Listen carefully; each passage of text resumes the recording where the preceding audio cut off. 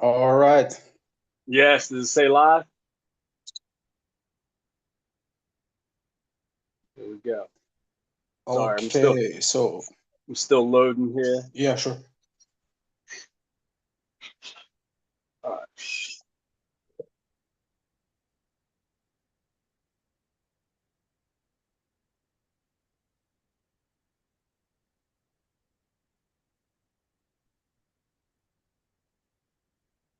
All right, there we go. All right, sweet. All right. Hello, everyone. My name is Dana Zorns, and welcome back to another episode of RazeBells Conversations. I am here with the great Alexander from Kettlebell Aerobics. Alexander, I've been following you for probably 3 years now, watching your progress as you step up through the ranks and the weights. And I must say, man, your ability, your your progression with the 24s have been uh, quite amazing to watch. Uh, if you wouldn't mind, let's start this off with how'd you get started in the kettlebells? What's your some fitness background? Walk me through where we are today. Yeah, of course. Hello, everyone, and thanks for the kind words. And I'm happy to be here. And yeah, so I got into kettlebells way back. So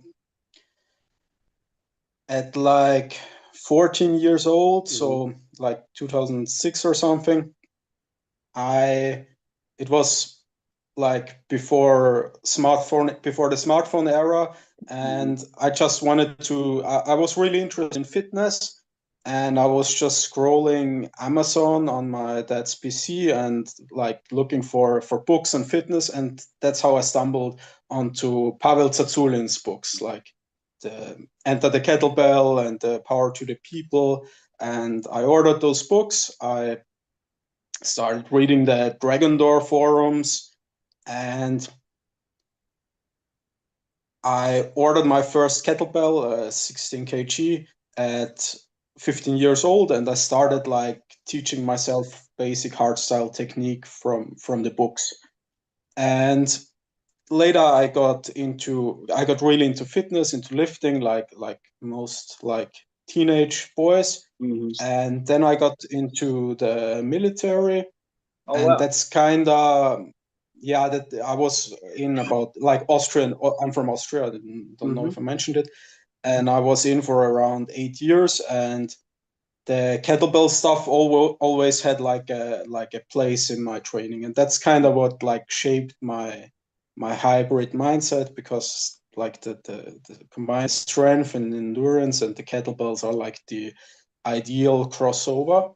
Mm-hmm. And I always was like a hardstyle guy, and I was aware of kettlebell sport, but it was like just something like it wasn't concrete. It was just something like the Russians did far away, and it Mm-hmm. was a little bit surreal when you like went on YouTube. And I remember I think I saw Ivan Denisov and like maybe Denis Vasiliev putting up those insane numbers, but it was Mm-hmm. like there was also this like typical hardstyle cope Mm-hmm. where I remember watching even Johnny Benitez, and I thought, well, like the 32s, like I can strict press them a couple times. So how hard can it be if you're allowed to like use momentum and use your legs? Mm-hmm. So it was, yeah. So I was aware of kettlebell sport, but like I never tried it out or never got into it. And then in 2015, I got into grappling and like basically stopped all fitness training, which was a huge mistake. Only Brazilian Jiu-Jitsu and wrestling. Mm-hmm. And no matter what anyone tells you, that's like it's if you do grappling or any martial arts, you should do some GPP, which I wasn't doing. And I started getting really out of shape. And Mm-hmm. then in 2020, I like obviously the pandemic happened and gyms were closed and everything, and Mm-hmm. I wasn't feeling like I felt I wasn't where I wanted to be with my health and fitness, and I decided to get back into fitness and started lifting kettlebells again, started running and whatever. And then in 2021 was the no 2022 was the year I got into kettlebell sport. Okay. And the way that happened is like I'll try to keep my like personal life story out of this. Just like it's really not that Just interesting kettlebells. actually. Yeah, at the time I was in Russia. I was traveling in Russia, and I was like at the party, and I had already started my fitness page, like the Instagram page, kettlebell underline aerobics, but I was posting hardstyle content. And turns out the guy sitting next to me at the party was a kettlebell lifter, and we got talking, and yeah, and I told him a little bit about what I was doing, like hardstyle wise, like the way I was training, and like he looks at me, a Russian guy, and said, that doesn't work. I was like, what do you mean that doesn't work? Look, from what I've noticed, the Russian guys, man, they are just so straightforward about it. No, this is what it is. But we exchanged numbers, and we agreed to meet and train together. And the next week we went to the gym together, and his workout, like his programmed workout, and he was like a small guy, like maybe 65 kilograms or something, and I was like in pretty good shape. Like I was consistent with my strength training. I could do like a hardstyle snatch test easily. I could do like a 160, 170 kilogram circa squat. So I felt pretty good about my fitness level, and the workout was 20 minutes of 16 kg snatch. Oh, wow. With one hand switch. So like 10 minutes one arm, 10 minutes the other arm. And like I could do like only, I don't know, 3 minutes per arm, or I don't remember, maybe it was only 2 minutes. And I actually went the full 20 minutes, but like switching hands multiple times. And the guy like did like 10 minutes per arm, and I was like, that's crazy. Like it was nothing. That's really like, yeah. And I was like, okay, that little guy, like I'm not a huge guy myself, but I was like pretty well developed physically, and if he can do that, why can't I? Right. And that's when I decided, okay, I'm going to give this a try. I'm going to give it 3 months, and I actually got the contact from his coach, and like started the next week. I started training kettlebell sport like under the guidance of his coach, and it in the beginning, it was complete shit show. It was so hard, I mean, you know how it is. Like, absolutely. And I think the only thing that got me through it was, like, if I'm being honest, was Instagram, because I like made a post on Instagram and said, I'm going to try kettlebell sports for 3 months and see what happens. And like, I can't quit after a week. Yeah. And yeah, that's how I got into kettlebell sport. That's awesome.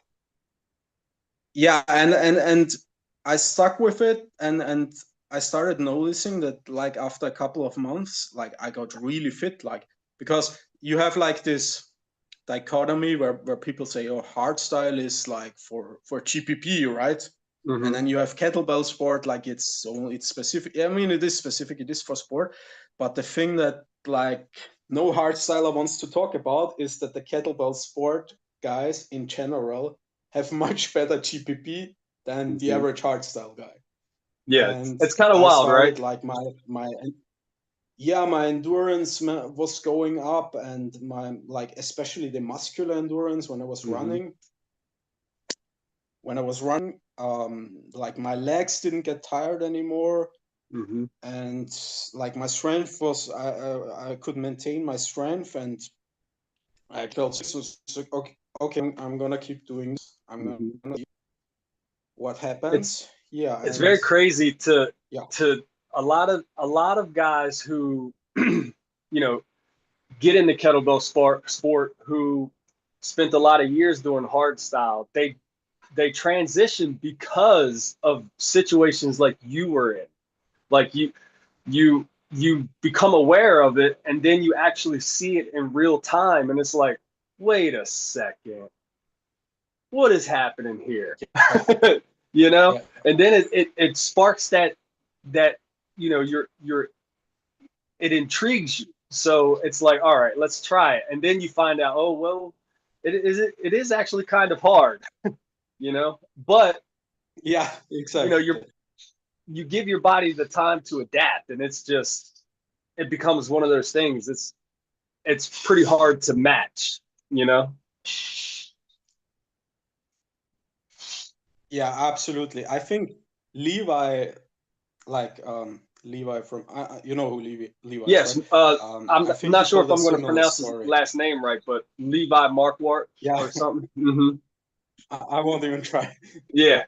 I think he told a similar story that he hmm was at the Arnold's, I think, hmm and saw people like doing long cycle, and obviously he's like a beast, and he also was hmm like I can't do that, and that was like kind Yeah. of what got him curious.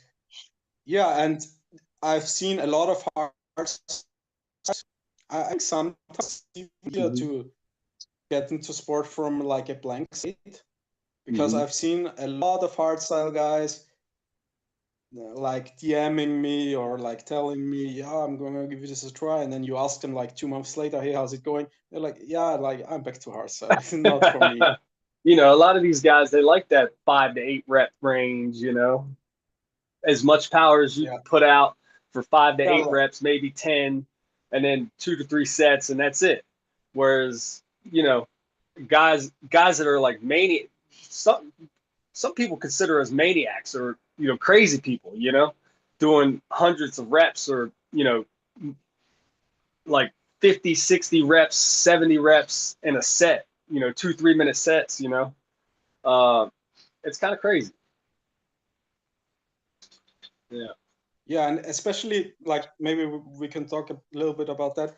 In the beginning, Of the course. learning curve is hmm very steep. So in the beginning, it just feels impossible. So like for me, like the three main things that were really, really tough were like rack position, like hmm holding rack position.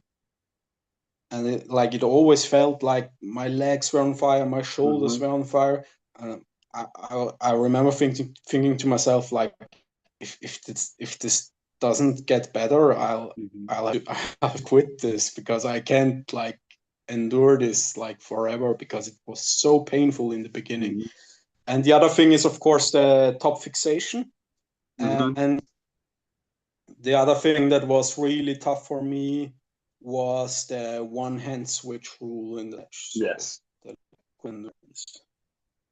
And yeah, so for uh, the rack position, you've written some blogs on this on your website, correct? Where you've broken yes. down some, what you've done to get a better rack position, what you've done for overhead mobility. Yeah, your blog section on your website is pretty extensive, and I've enjoyed reading your material.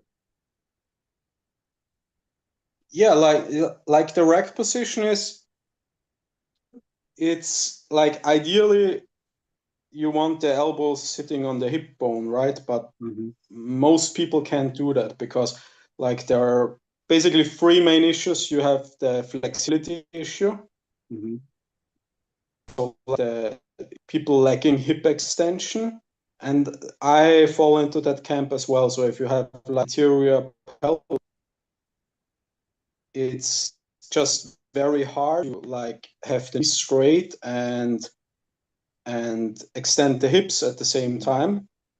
So that's one thing. And obviously, if the knees aren't straight, you can't relax your quads. the other thing is like sometimes people have a belly, so it's like just gets in the way. And there are variations where you like put the elbows on the belly, but it's like ideal. And they're like the main problem. I mean, the other thing is just your general average.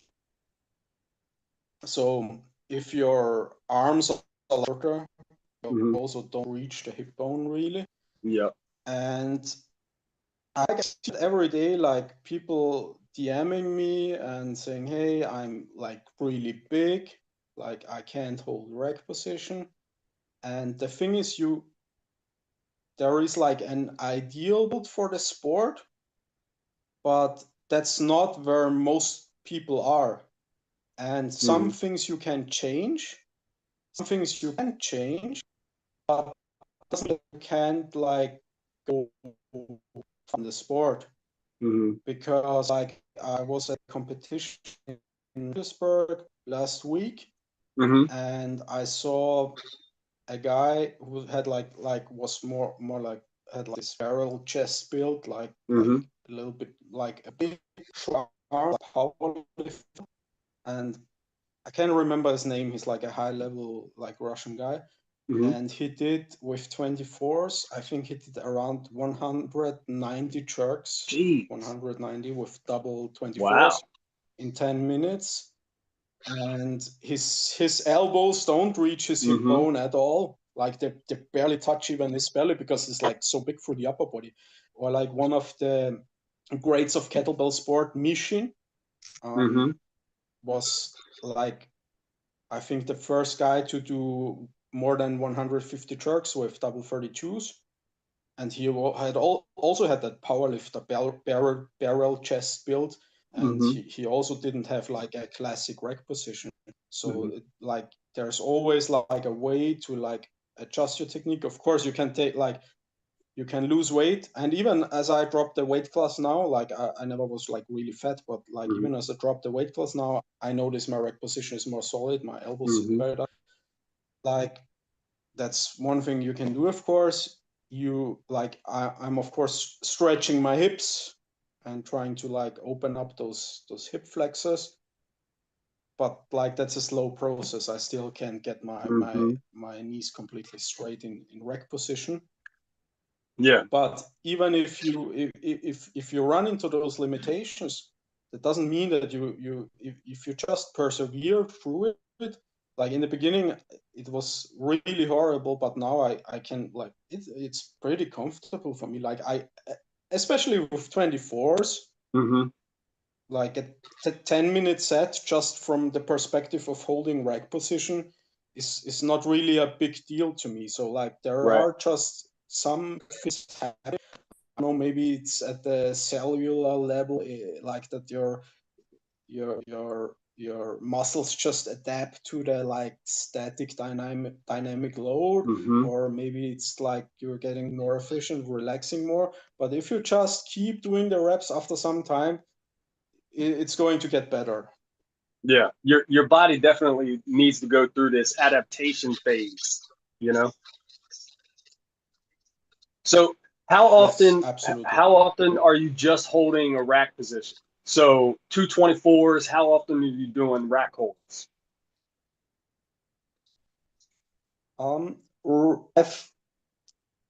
I've never done a lot of rack holds because my first coach wasn't really a fan of them. Okay. And then now I'm in St. Petersburg and training Nasya Lazareva, and she also doesn't describe a lot of rack holds. Like she has this thing where I actually did it today, where you like hold rack for 45 seconds, then fixation for 15 seconds, and do that a couple of times back to back. But like that's really the only thing I can really think of. Right. So the thing that helps with rack position, or that helped me with rack position, was just doing a lot of jerks, like a lot of longer jerk sets and short jerk sets, and just doing a lot of jerks. and also getting your equipment right. That's also important.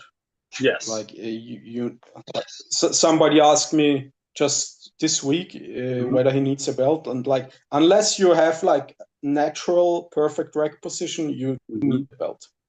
And, right. and the cotton shirt, and then you like can take a bottle of water and just spray there like with water, sprinkle it with water where your elbows are going to sit. Spray the shirt right where the elbows are going to sit, right?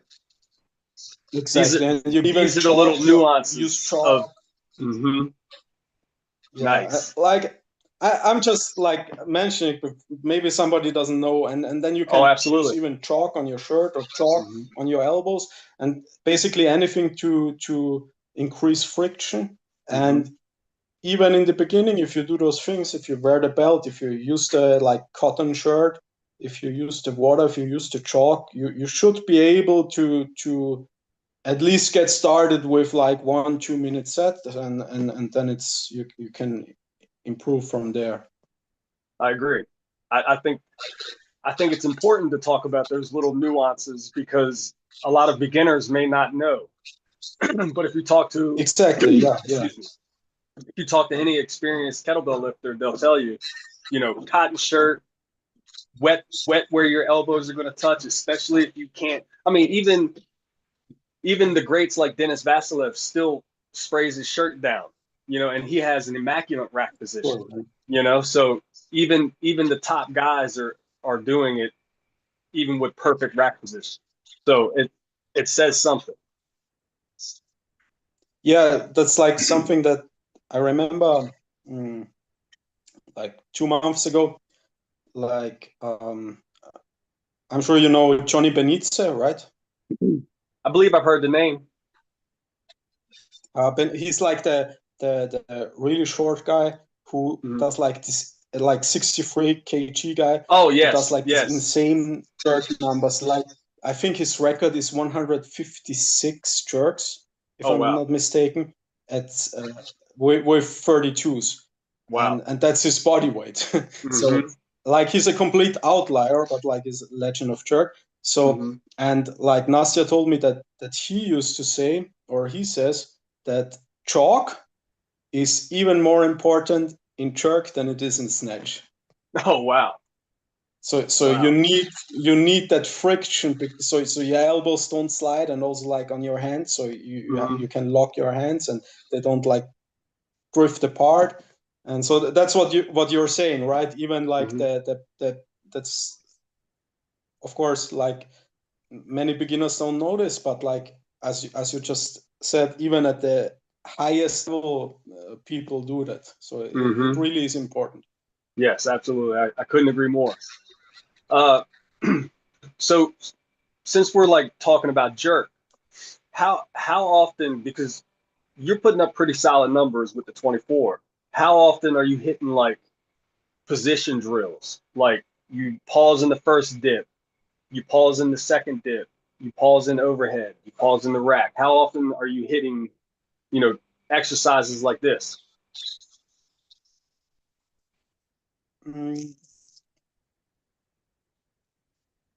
I'm honestly not really often, like not so often. Like my first coach was like maybe once in a while, like a drill like the one I mentioned in the beginning, where you like hold rack for a period of time, then you hold fixation, but not really often. Okay. No. Do you see what go ahead. Yeah, like now in St. Petersburg, what I'm doing a lot is fixation holds, like overhead with one bell, with two bells. So that's like Nastya like places a huge emphasis on this, and it really like that really helped me improve my fixation. But pausing in first dip, pausing in second dip, like basically never, like never done, and not really doing it. Like I have programmed it for clients, but really only as a learning tool. Like if I'm starting somebody from scratch, yes, I'm probably going to like segment the movement, but like once you have like the base, I'm not sure there is too much value in it, because like you don't want to pause really in the first tip. Okay. Because like there are pros and cons. Like if you pause, if you like go down and spring right back up again, like from a energy efficiency standpoint, that would be ideal, because you're not spending a lot of time in that bottom position, and also you can make use of like the stretch shortening cycle. So like this little like impulse you get. The only like downside is that it can lead to your elbows bouncing around and losing connection. Right. So I think as long as your elbows stay solid and glued, and you can like transfer this energy, it's best to spend as little time as possible in the first tip. And same thing really in the second tip. Like as long as you can get like a solid clean fixation and lock your elbows out, you don't really want to hang out there too much. Okay. Because again, it's like a quarter squat, and the longer you stay there, the more energy you really expend it. Expand it, and in fixation your skeletal structure is aligned and you can rest. Yeah, but as a learning tool, I'm not saying it doesn't have value, right? If you see like on yourself or your coach, they have a problem, for example, maybe the thing I mentioned, every time they do the first step, their elbows like bounce around like crazy and like drift away, and they can't transfer the energy. Okay, maybe we're going to ask this, and you take a 1 second pause in the first step, and make sure you get that good connection. Or maybe if somebody has trouble with that under squat, with positioning, okay, maybe we can like do some drills where we like take a pause there and kind of reinforce like good patterns. But like for the but like for really like especially for jerk, for like really like if you want to get your numbers up, or like same with long cycle, really I think the bulk has to be like just doing reps. That's the thing with kettlebell sport, is like the volume. That's like the thing the Russians are like really adamant about. They like, that's really the like. I mean, maybe we can talk like about some Russian secrets, but well, if you know any real secrets, they just do so much volume. Yeah. So let's talk about the importance of the elbows staying connected to the hips on that first initial drive into triple extension. Why is that so important? Yeah, that's like that's like little tangent, but that's the thing, like the problem I have with the like hardstyle jerk, right? And why I barely see anyone in hardstyle who's any good at kettlebell jerks, because they like insist on mimicking barbell mechanics and putting the hips back during their dip. And what happens is, of course, when you kind of squat down and the hips go back, is your elbows go forward and there's no connection there. And it's fine with a barbell, because the barbell rests across your shoulders. So the connection is in the shoulders. So it doesn't matter where the elbows are. But with a kettlebell, the kettlebell doesn't rest on the shoulders. It's the elbows on the hips. So that's the one of the things I don't understand at all with hardstyle mechanics, why they insist on doing that, why they still do it to this day, because you're just like shooting yourself in the foot. Like it's like trying to run with, I don't know, like trying to run with what wooden we're shoes. talking about is one of the key differences between like a hard style rack and a kettlebell sport style rack, right? So a hard style rack, you're not you're straight up with the kettlebells right here. And yes, they do teach like a vertical arm. However, like their back is straight too. But if they were to just, like, I've heard Dennis Vasilev say, you want to cobra, like kind of cobra the back out, right? And this cobra position and get the elbows down connected to the body. You still want like somewhat of a vertical arm, right? But that's the key difference, is having that back kind of round out. And you hear arguments saying, oh, that's dangerous. But if you're seeing these high level guys putting up 170 or 182 reps with 32 kilo on jerks, and that's exactly how they're doing it. They have this rounded back, straight legs, and they've worked that mobility to where those elbows can get connected down to the hip bones. Yes, and yeah, and the key difference is like, especially during the dip. So when you like do this little squat down to then accelerate up, is like they put the hips back. And in kettlebell sport, you kind of want to think about like bringing your center of gravity straight down. And what's happening in practice is the hips are going to move forward a little bit, and the knees are going to come forward a little bit over the toes. And I always cue like bring your body straight down without that connection of the elbow and the body. Because sometimes when you tell people to bring the hips forward, they start leaning back, and that's also inefficient. I hope people can follow me here. So it's like kind of straight down, and the important thing is always having those elbows glued to the body. And when you integrate it with breathing, it's you're taking a little exhale on the way down, and then as you bump up, you're inhaling. Yeah, so a lot of differences between hardstyle technique and kettlebell sport technique. I mean, maybe we can talk a little bit about that. Like, yeah, sure. I would just like to maybe conclude that real quick. So the elbow staying connected to the body it's an energy transfer thing from the legs, right? So the whole purpose is to, when you initiate that first dip and then bump into triple extension, keeping those elbows tight to the body helps transfer that energy from the legs through the bells, right? And so when you triple extend up, exactly. And then that's where the next phase comes in, you're dropping under the bells and catching in fixation, and then coming out of that second dip as fast as possible.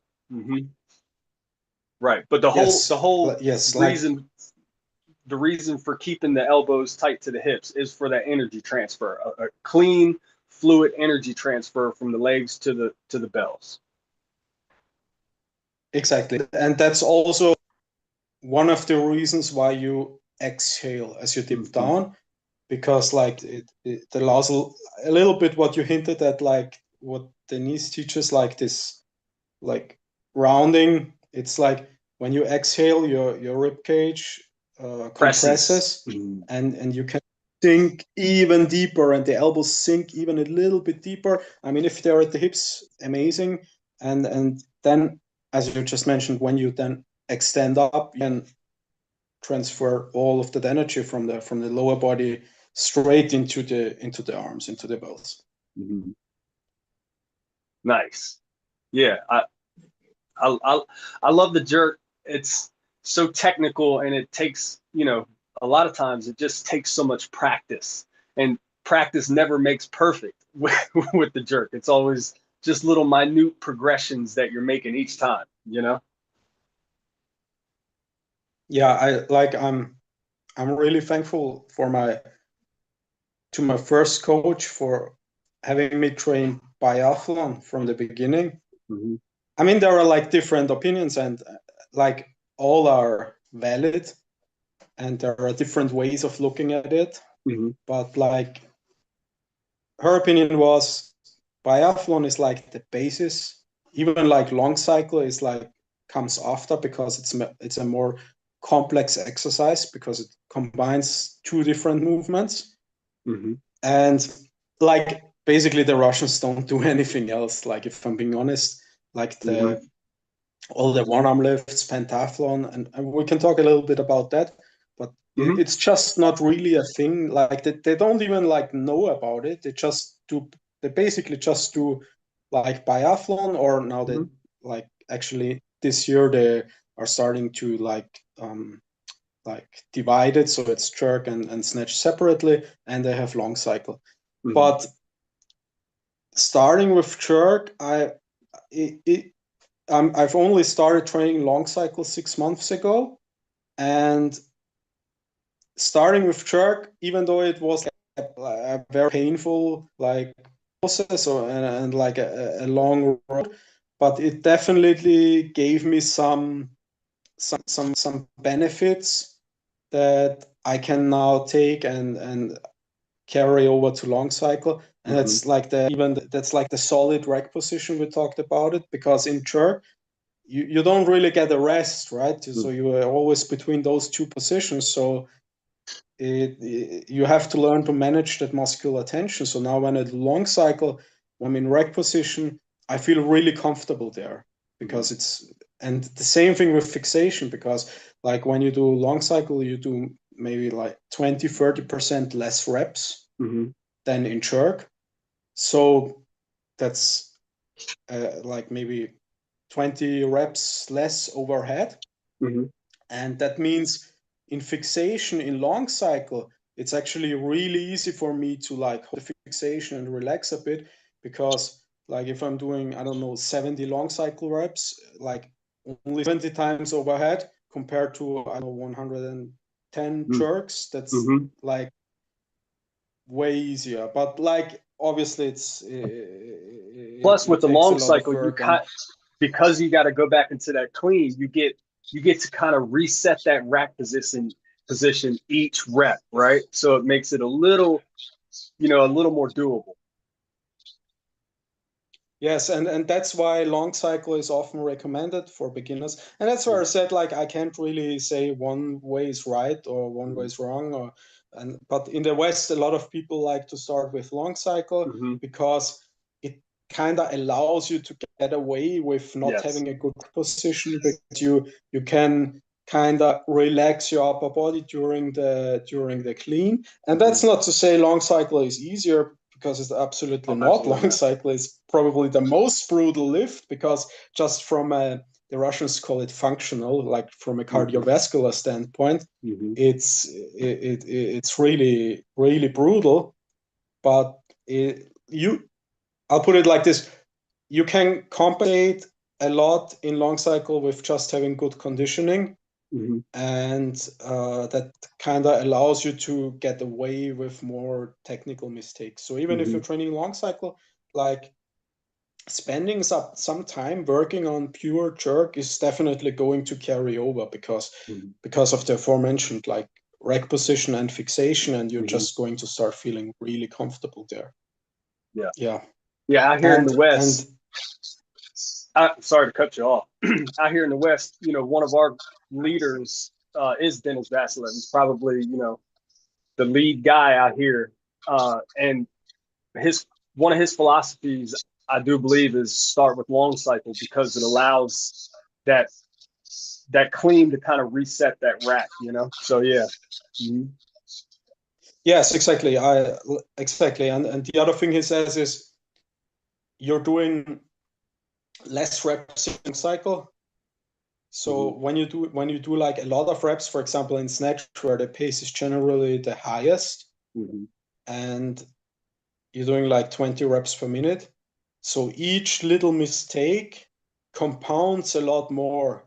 Whereas in long cycle, for example, you have like I don't know, a mistake in your rack position or something, but you're only doing 60 reps. so it doesn't compound as much. So that's like the reason, like one of the reasons Dennis mentions why it's like more accessible. And I'm like I used to be like a little bit of a purist or elitist. Your biathlon is the only true thing, and like even long cycle is like so everybody has to do put double bells overhead and biathlon and now like people like there are many roads to Rome, right? And people should just like the most important thing is do the thing you like and the thing you're going to stick with. And so if you want to start with long cycle, start with long cycle. If you want to start with biathlon, start with biathlon. If you want to start with like pentathlon, like do that. And then you can like it all carries over some way. And then you can branch out and try different things. So yeah. Yeah, I don't think there's like one way to do it. I mean, maybe there is, right? If you have like a professional athlete and you want to get them to that level as quickly as possible, but like it's an amateur sport. Like most of us are paying money to train and compete. So like people should do what makes them happy. Absolutely, I couldn't agree more. Yeah, when I first started kettlebell sport, I started with biathlon, and I trained that for a good 2 years, and then now I've been transitioning into like a pentathlon cycle. So gonna do pentathlon for a little while, and then probably go back to biathlon. But like another thing that I wanted to talk to you about was, with double bells comes a greater range of mobility needed, right? And that's whether you're doing long cycle or double jerk. With double bells overhead, because we want those elbows locked out and the biceps, as close to the cheek or the ear as possible. It makes things a little difficult for some people. They have really worked that thoracic extension and shoulder mobility. And can you touch on that a little bit? Are you doing any additional mobility exercises to help aid overhead mobility and your double bell work? Yeah, sure. So I think that's going to, like, obviously with double bells it's more challenging, but that's going to apply to both double and single bells, because even if you're doing like only single bells, you're still going to benefit from better like overhead range of motion and stability. And that was the other, like, that was even worse for me than rack position, probably, because whereas in rack position I could kind of like with chalk and everything, I could kind of like persevere, but my shoulders are are good now, but they used to be pretty bad from like grappling and stuff. And my overhead like mobility was really bad. I could barely put my arms up overhead. And I like even the first couple months, my fixation like was absolutely horrible. And there are like a couple things I prescribe religiously. And the first thing that's like I really recommend everyone do this is like dead hangs from a pull-up bar. Because my shoulders were really bad, so like cracking all the time. Like people would make fun of me because I would like multiple times a day I would like abduct my arm like this, and like it would make this cracking sound. And it would like provide me some short-term relief. And that's completely gone now. Like my shoulder stability is great. And one thing I've been doing almost since the beginning of starting kettlebell sport is I'm doing almost daily dead hangs from a pull-up bar. And that's actually backed by some science. There's this I think it used to be a surgeon, Dr. Kirsch, who wrote a book about the value of dead hangs, and he actually managed to heal a lot of patients who would otherwise have needed surgery just by doing hangs from a pull-up bar plus basic strength training. So I can't like, yeah. So what I do, like I literally every training day, at the end of it, it doesn't, even when I'm running, after the run, I head to the pull-up bar and I just hang for 1 minute. Let's And talk like about your I think grip. Do you use a wide grip? Are you short grip? Are you supinated, pronated? I mostly just use a shoulder wide grip, and there are different variations you can do. I just basically stick with double overhand and shoulder wide grip. And like some of my clients probably think I'm nuts because I also put it in their programs every day, and half of them probably don't do it because they think like, what's the point? And I always say like, it really it's so, first of all, it rejuvenates the shoulders, so like it really does help like fix all those issues. It helps with your grip strength a little bit. It helps with your overhead flexibility because it's like a really like a nice passive stretch, and it also decompresses the spine. So that's like the one thing that everybody can do, and that I recommend everybody do. And I probably should progress it somehow. Like I could, like there are different variations, calisthenics hangs and like one arm and eagle hang and whatever. But like even that alone, that basic hang has done so much for me. That's like the number one thing. Number two thing, I started doing this last year. And again, it's all really basic. It's like shoulder dislocates. Like, so if you take like a jiu-jitsu belt or like just like a broomstick or something, and just doing rotations. And I'm also doing this now before every training session, like before every kettlebell training session. So I just like go like progressively like closer with my hands. And then when I'm at like 90% of my range of motion, where I feel, okay, now it's like challenging, I do a 5x5.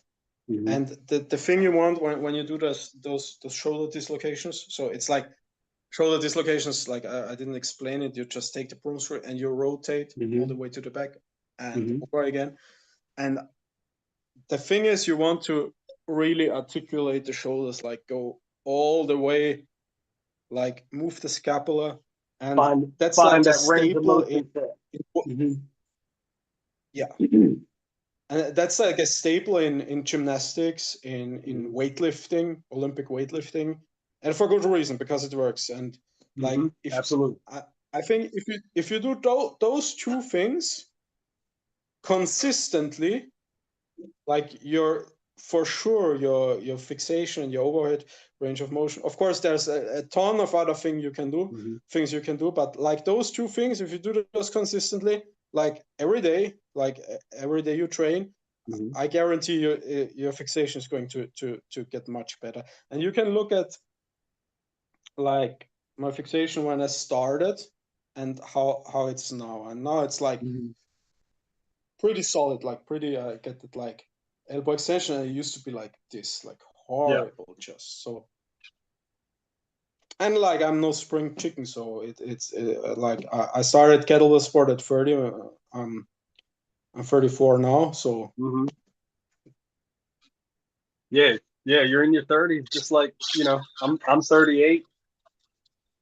I started kettlebell sport when I was like 35. So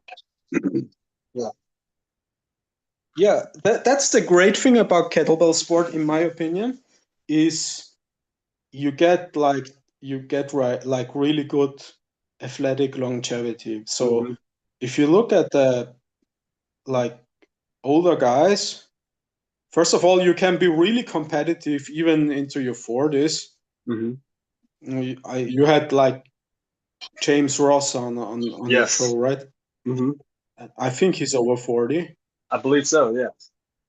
Yeah, and he's like still putting up like really great numbers competitive with numbers at the world championship level. And then you have like guys like Khvastov, Alexander Khvastov. I think he's over 40, if he's 41, 42, I don't know. Yeah. And Yeah, and I listened to an interview with him Hmm. where he said his best biathlon performance he put up at 39. He did what? He put up his best biathlon performance at 39. Oh, at 39 years old. Yeah. Oh, yeah. And then you Good. have, of course, Denis Vasiliev, who's also, I think, is 40 now. So Mm, it's yeah. and then even as you get older, even like guys in their 50s, 60s, they can still train kettlebell sports, and kettlebell sport guys, they train really well. Hmm. They age really well, and I think that's Yes. because of like the demands of the sport, where you need the flexibility, you need like the strength, but also like the power, the explosive Hmm. strength, and you also need like a good healthy cardiovascular system. And Yes. like if you have all those things, like you're not really like aging terribly, like Yeah. because Give me 1 second. whereas for comparison in True.